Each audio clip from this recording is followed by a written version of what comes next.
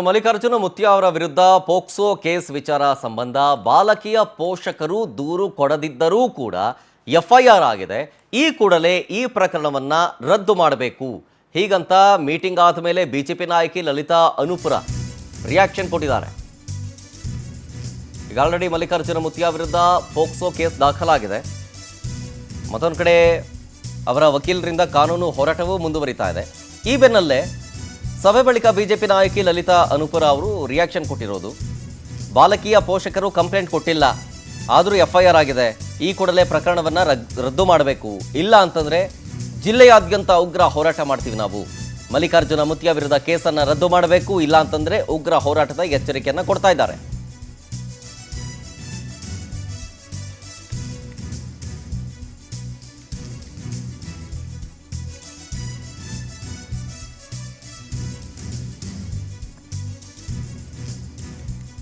ಒಂದು ಕಡೆ ಮಲ್ಲಿಕಾರ್ಜುನ ಮುತ್ಯ ಅವರ ವಿರುದ್ಧ ಕೇಳಿ ಬಂದಿರುವಂಥ ಆರೋಪ ಜೊತೆಗೆ ಈಗ ಪೋಕ್ಸೋ ಕೇಸ್ ಕೂಡ ದಾಖಲಾಗಿದೆ.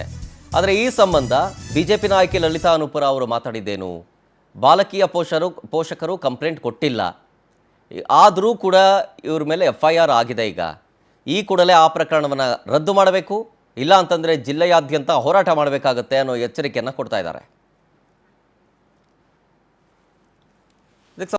ಪ್ರತಿನಿಧಿ ಬಿಜೆಪಿ ನಾಯಕಿ ಲಲಿತಾ ಅನುಪುರ ಅವರನ್ನ ಮಾತನಾಡಿಸಿದ್ದಾರೆ, ಬನ್ನಿ ನೋಡೋಣ. ಇಲ್ಲಿ ಮಲ್ಲಿಕಾರ್ಜುನ ಮುತ್ಯ ಅವರ ಮೇಲೆ ಪೋಕ್ಸೋ ಪ್ರಕರಣ ದಾಖಲಾಗಿದೆ. ಯಾವ ಕಾರಣಕ್ಕಾಯ್ತು, ಏನು?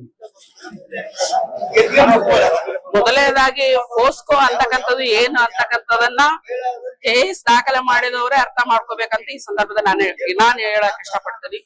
ಯಾಕಂದ್ರೆ ಸುಮಾರು ವಿಷಯಗಳಲ್ಲಿ ಕೂಡ ನಾವು ಪೋಸಬೆ ಸರ್ ಆಗಿರ್ಬೋದು, ಕೆಲವು ಸರ್ತಿ ಮೊದಲು ಇರ್ತಕ್ಕಂಥ ಜಿಲ್ಲಾ ಅಧಿಕಾರಿಗಳಾಗಿರ್ಬೋದು, ಕೆಲವು ವಿಷಯಗಳಲ್ಲಿ ನಾವು ಡಿಸ್ಕಷನ್ ಮಾಡಿದ್ವಿ, ಜಿಲ್ಲೆಯಾದ್ಯಂತ ಜನರಿಗೆ ಗೊತ್ತಿರ್ತಕ್ಕಂಥದ್ದು. ಆದ್ರೆ ಇಲ್ಲಿ ಮೊದಲನೇದಾಗಿ ಬರ್ತಕ್ಕಂಥದ್ದು ತಾಯಿ ಆರೋಪ ಮತ್ತು ಮಗುವಿನ ಆರೋಪ.